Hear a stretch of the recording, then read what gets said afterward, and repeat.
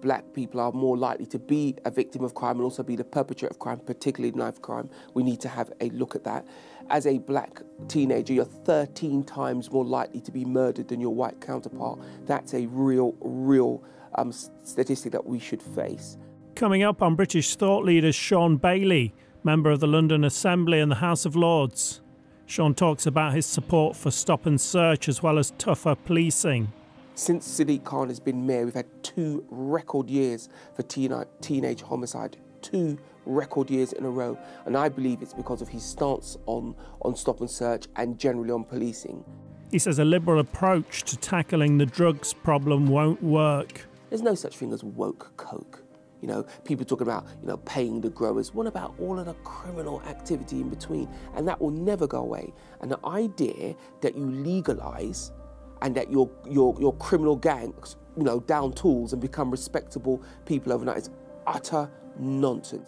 I'm Lee Hall, this is British Thought Leaders.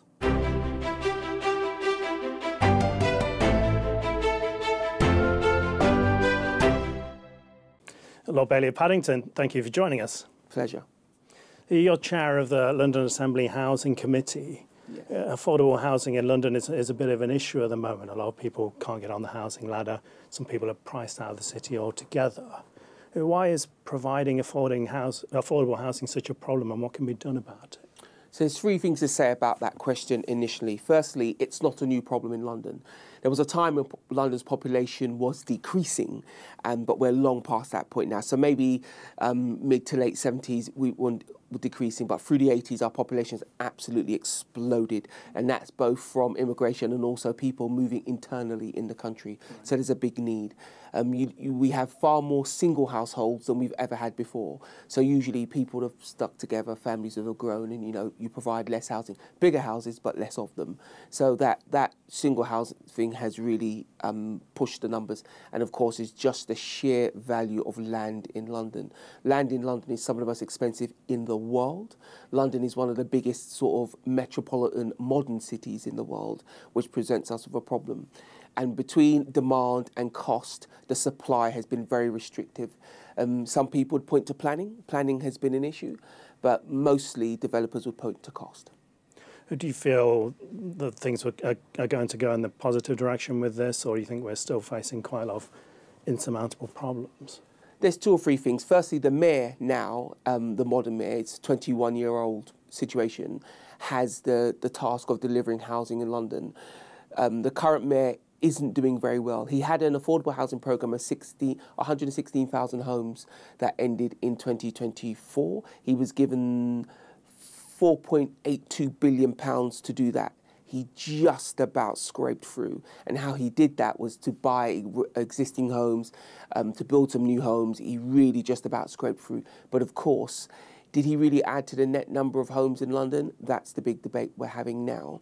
But he has a new affordable housing programme, which is from 23 to 26, and he's built not one single home, and he's already halfway through.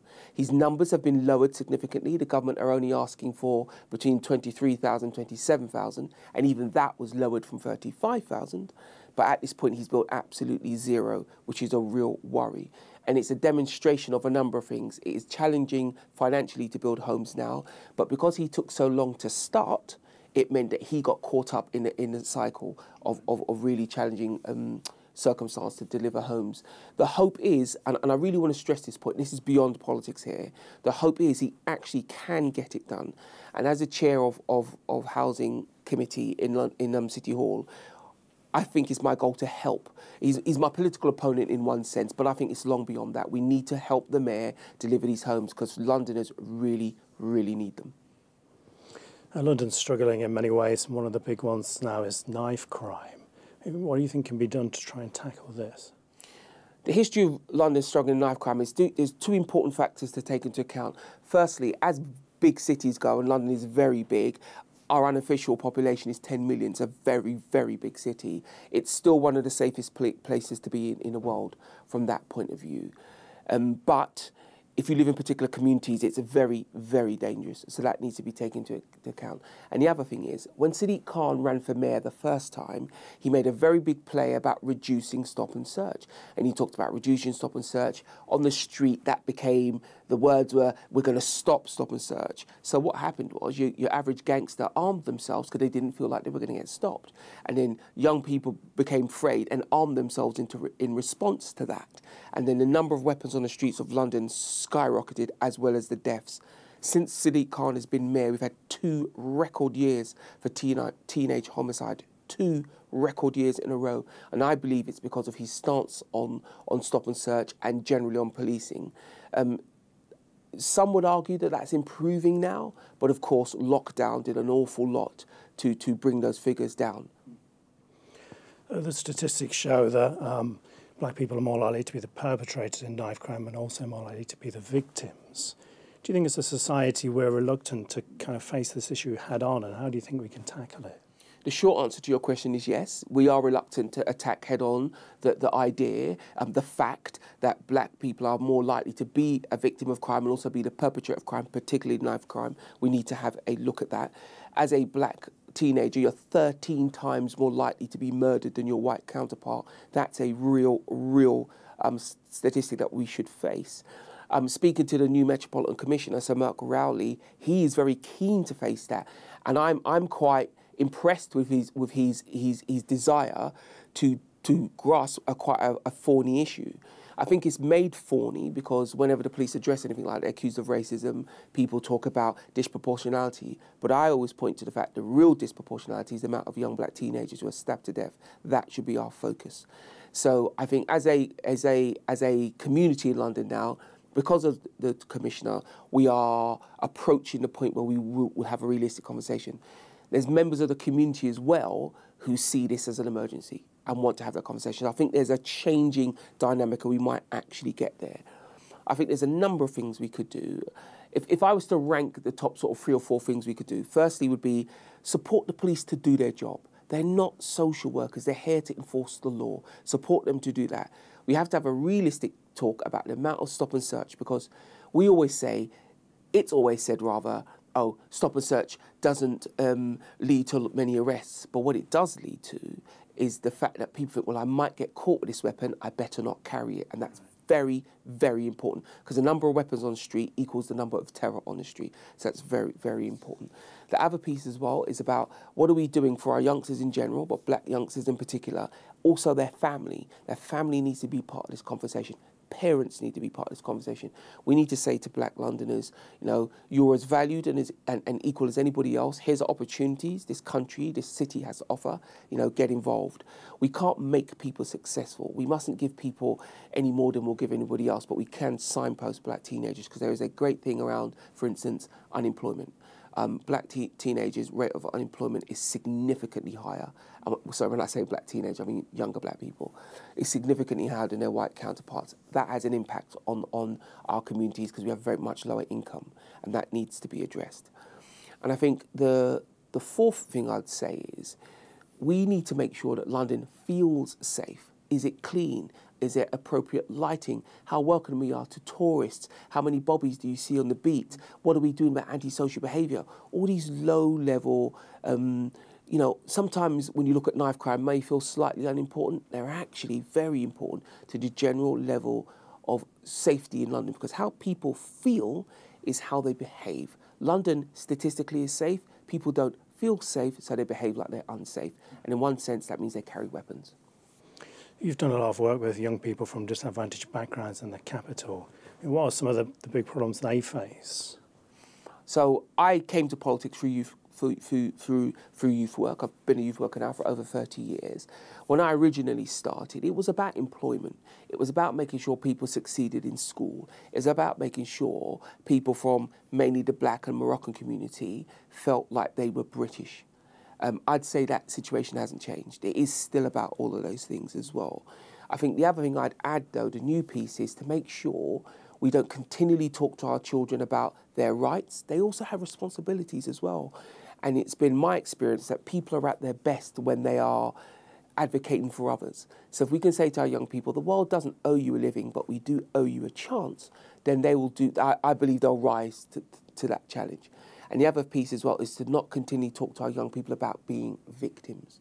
Because if you talk to them about being a victim of crime, being a victim of systemic racism, there's two ways they can go. They could become, inspired to fight the system and succeed, or they can give in and become another statistic. And there are a lot of young people who have historic trauma.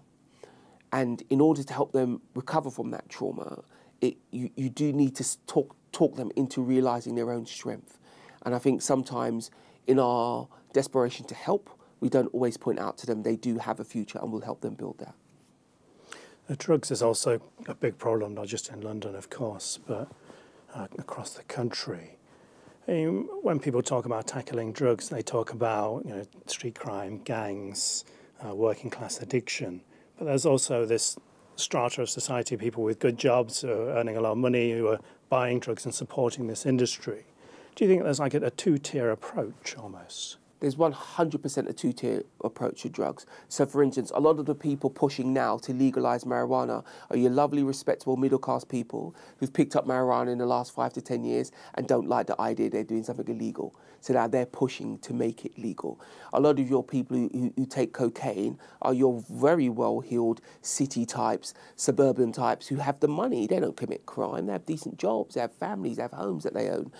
But what they forget, both of those groups of people forget, is there's a huge amount of crime, an absolute avalanche of crime connected to the drug buying environment. So you may not be a criminal, you may have a very respectable job, but the cocaine you bought, how many people are injured or died to deliver that to your nose? Quite a few. You talk about weed and it's harmless and all of that. How many young people are suffering from psychosis because of weed? How many young people have been involved in delivering that weed, have been bullied, have been trafficked, have been used for county lines so that you can have some weed on a Friday night? There's definitely a two-tier thing, a two-tier approach. And I want to make this point. There's no such thing as woke coke.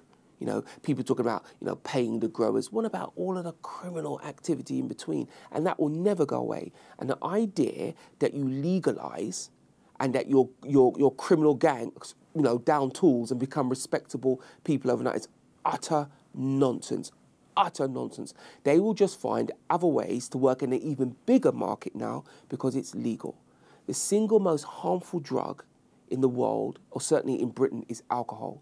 There's many, many more alcoholics than there is drug users. But what's the difference between Class A drugs or Class B drugs and alcohol? Availability, legalisation. Now, people say, oh, well, alcohol's legal, but that's historical. It's too late for that. Yeah. If you now legalise, marijuana, cocaine, you will destroy communities, particularly poor communities. How do you think we can address this two-tier problem? I remember when I ran for mayor, I suggested that we should drug test, bankers, insurance people. If you drive a forklift truck, we'll give you a drug test to make sure you don't endanger anyone. If you're in charge of my pension, you're just as much risk to me as you are someone in a forklift truck. And I remember when I suggested this, because it's routinely done in America and other places around the world, there was an absolute outrage. And what was interesting is the outrage was, for want of a better term, a very middle-class outrage. It was in certain newspapers, in certain websites, and I wanted to say to those people, I'm glad you enjoy your drugs, and I'm sure you don't consider yourself a menace to society, but you're involved in the single biggest activity that drives criminal activity in London for sure, which is, to my mind, which is drugs in general. And when I started saying it to people, they didn't like that idea. They didn't want to be confronted with it. But it's reality of that. And in order to make it two-tier, I think we need to appeal to people's sort of better judgment. I know you enjoy cocaine, but do you enjoy putting people at risk? Because that's what you do every time you take cocaine. Bear that in mind before you buy some more. We've recently seen massive protests in London, and some people have been surprised that there's those among us who hold values that seem kind of anti-British or to hold Britain in contempt. Do you see this as a failure of multiculturalism? I tell you what I see. If our young people are being raised up by social media and the internet. And I challenge anybody who doesn't believe what I'm about to say. If you go onto TikTok, if you go onto YouTube, if you go onto any of the social platforms, you don't have to search almost any before you find some very, very vehement anti-British sentiment. Anything from, lots of jokes about how stupid and fat British people are, about to how wicked colonialism was. And I spoke to a big group of young people recently, and they were going about colonialism. And I said to them, yes, it had many horrors, but you show me any nation in this world that has a clean historical slate. And they were stunned because they'd only been sort of bombarded with what's wrong with Britain. And I said, you see the conversations we have about racism and we have about LGBT rights, etc. They said, I said, do you believe many other countries in the world are having these conversations? So yes, we have a checkered past like every other nation of note, but also we are quite a learned nation. We're constantly talking about these things, constantly trying to improve. But that's a version of Britain they were never given. They weren't told that one of the biggest humanitarian presence on the planet is our armed forces. They do so much humanitarian work, but they're not given that version of the country. And I think some of it is nefarious from outside forces, teaching the young people of Britain to hate Britain. Other parts of it are activists in the country who are so focused on their one issue, they're trying to tear down all that is Britain to elevate their issue. And I wish people would step back and ask themselves, what are they doing to our young people? Because if we're divided against ourselves, we'll never succeed as a nation. And any hopes and dreams you have, no matter what your sort of political bents are, will be destroyed as the nation is destroyed. And that conversation isn't had enough. We're not talking about ourselves as a whole. And of course, when we doubt ourselves, hate ourselves, it means that anybody can sell us a new belief, and we'll grasp onto it because we don't believe in who and what we are. Do you think the social media companies are playing quite a negative role in all of this? As you mentioned, TikTok's flooded with all sorts of things, and these are companies that are kind of based outside the UK, but are having a massive influence on our young people. I don't want to focus on any particular social media company because I think they all have massive problems. But I will say one thing about TikTok. TikTok in China looks significantly different to what it does in the Western world. In China, you would let your child look at it. It has homework stuff and all the rest of that. It's quite, I don't want to use the word wholesome, but it is a significantly better than what our children are exposed to the Western world. And the reason I make that point, because it shows you that it could be cleaned up. It's about will. It's about will. Yes, we have lots of talk in the West about censorship, but our children are being exposed to the worst aspects of human existence routinely, and nobody's intervening. And I do think the social media companies, they have a responsibility. And then when you read things in a paper that, some of the senior executives of said companies won't let their own children on there, it makes you wonder, well, why would you expose my children but not your own? And I think we are approaching a point where Western governments may start to change their interaction with these media companies, because these media companies have great leverage. They are massive, massive financial institutions. They provide great levels of employment, high-paying employment, but there's a point where their social damage outperforms their economic benefit, and I think we're approaching that point. You grew up in a council house in one of the poorer parts of London. Yes. What was it that, when you were younger, were you kind of more towards the left? And what was it about liberalism that kind of pushed you towards a more traditional outlook? I think what moved me away from liberalism is that liberalism is a mobile target. It's constantly moving with the times. And I think if you do that too much, you then ignore the bits of your history that have worked. For me, the major one was family. I remember when Black Lives Matter came about, everybody jumped on the bandwagon, and I just went and read their website, and it said one of their goals was to destroy the nuclear family. I was horrified, because if you look into the black community, if I had a magic wand to fix anything, I would fix family structure. That nuclear family is what the black community lacks most, and there's financial safety in there, there's educational performance in there, there's physical and mental health in there. So the idea that a liberal organisation would destroy that, to me, just compounded for me the idea that liberalism, I don't think is as great as it sounds. In the West, we all like the idea of being able to do what we want, when we want, and how we want, and that's fine to a point, because when does that point damage the group? And also, when you have a history, when you have traditions, when you raise your children in those traditions, they learn quicker, they're safer, and they're time-tested. So, for instance, we're raising our children now with massive exposure to adult content all the time, with no history of that. I guarantee you that's going to work out very poorly. And if anybody doubts me, just look at the mental health of our children. It is abysmal. Many years ago, probably about 10 or 15 years ago now, we saw this coming because many trials were done to measure the happiness of our children. And this is British children I'm referring to. And there's two very different ideologies used, and British children came bottom of both of those two different studies. And I think it's because we are liberal, we act for adults, not understanding what's good for children. And maybe not caring what's good for children. We hold this liberal, no censorship, no control, do as you want, sleep with who you like, take as much drugs as you like, not realising that it does have an impact beyond yourself, your household, and your street. You've talked about the pressures on you as a youngster to get involved in crime that you resisted. I mean, you've gone from the housing estate to being Lord Bailey of Paddington, so you must have made some right decisions along the way. And what were the things in life that allowed you to make the right choices and kept you on the right path? That's easy to answer. People. I have been blessed in my life to have bumped into, deliberately sought out, and just met some really good people from close friends. I've got a good friend, Scott, my best friend. Another friend in university, Alex, just kept me standing up. Then wider friendships. I did youth work, and I had a mentor called Baron Hume, and he helped me really figure out what I believe. I mean, he was a committed socialist, and I'm a conservative, and the quality of the man, he didn't try to convert me. He just asked me the questions to help me come to my own conclusions. I had Colonel Conley in the Army Cadets. Army Cadets been a big feature of my life. He just helped me figure out what kind of man I wanted to be. I had my gymnastics coaches who taught me to care, because one of the things when you come from the street, you develop a very hard shell, because to use a street term, if you're soft, you're lost. Yeah.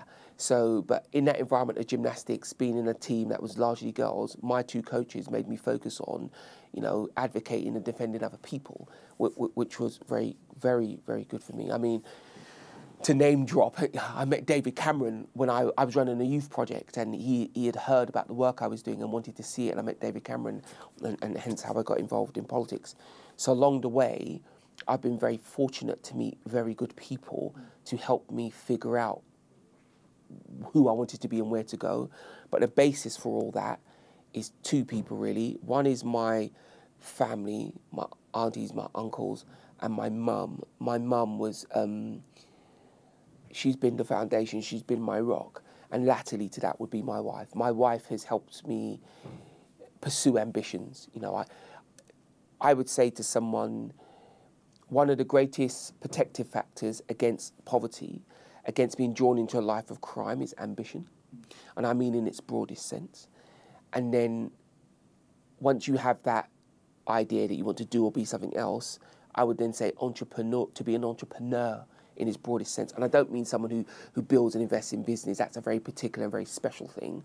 I mean a different specialism where in any situation you're in, you try to figure out, how can I make this better for me and them? How can we get the most out of the meagre resources we have? That kind of entrepreneurism, particularly in a poor community, is rife, and with a little bit of focus, can be life-changing. Could you talk to us a bit about the importance of male role models, particularly for younger men? People won't like me saying this, but one of the features of growing up as a black boy in London in nice, formal, caring environments is often the lack of a male role model. over 70% of black children grow up in a single parent family. That has a financial impact. It also has a leadership impact as well.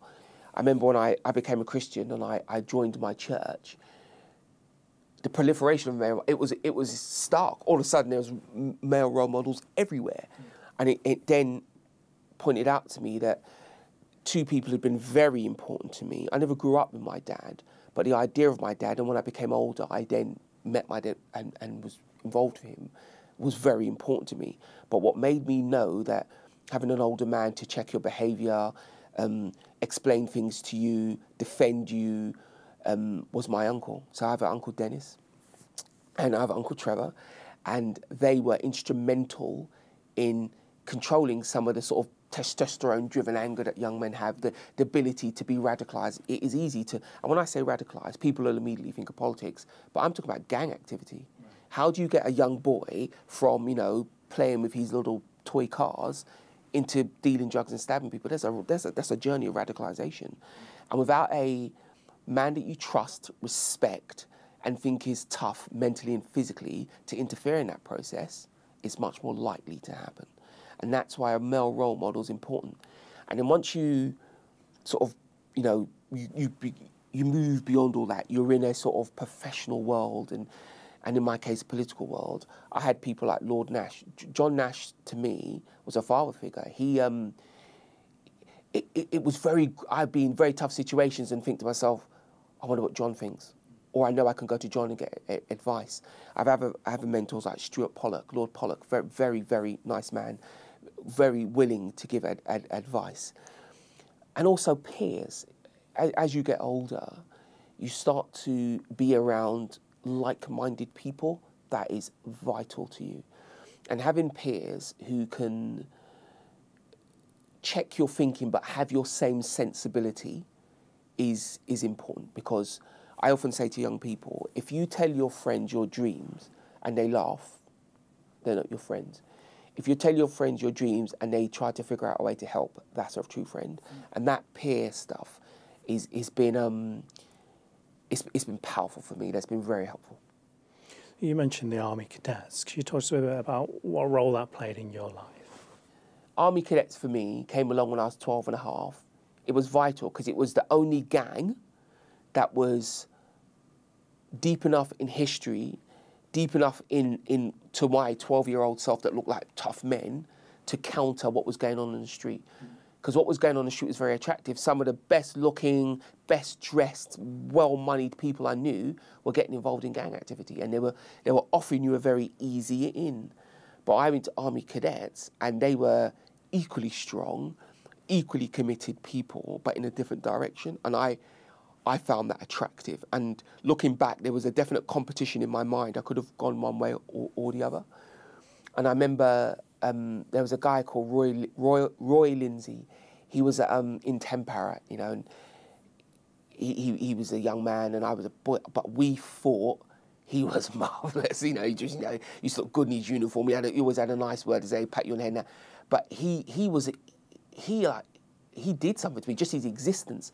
And then I had people that I grew up with who, they'll laugh now because they're my friends, but people like George Idjuls and Darren Fryer, and they were my friends, and they were good men and tough men, but for them, being tough was providing for your family, not fighting on the street, that kind of thing. And that environment of cadets was important because Army Cadets was doing personal development before it became a term.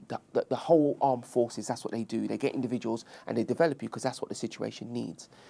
Also, there's a job for everyone. It doesn't matter how clever you are, how tall, short, fat, thin, black, white, there's a place for you in the team, and that means you have personal value. And they develop the idea of self. So self-belief, self-control, and self-worth. And they're what I call transferable attitudes. You bring that into your life. And all of this is happening, and you're 12, 13, 14, 15. You're unaware. You're having a great time with your friends. You're getting muddy. You're running around. You know, you've got somewhere to be on the weekend. You've got somewhere to be 2 days a week, 2 evenings a week. But all of these things are going on in your emotional self, and they're very, very powerful because it means as you go ahead, those friends that you probably shouldn't have start to fall away because you're spending more time with friends you should have. And that's powerful. What I would hope is, I go back to my conversation about how we talk about the nation. Many more young people would look at a career in the forces if we talked about Britain in a more positive way. It's a very British thing to be in the British Armed Forces, clearly. And I think the Armed Forces has plenty to offer. And it's not just people shouting at you and making you march up and down. You become expert in some of the most sophisticated instruments the world has to offer. You get to travel the world. You are trained with the most highly trained people on the planet. And those kind of things have a real knock-on effect on your own ability. And you only have to look at what people do once they leave the forces, the companies they're going to set up, the social work they do, the charitable work. You're dealing with some very, very committed, sharp, clever individuals. And I think the more young people exposed to that, the better. Shaun Bailey, thank you for joining us on British Thought Leaders. Pleasure.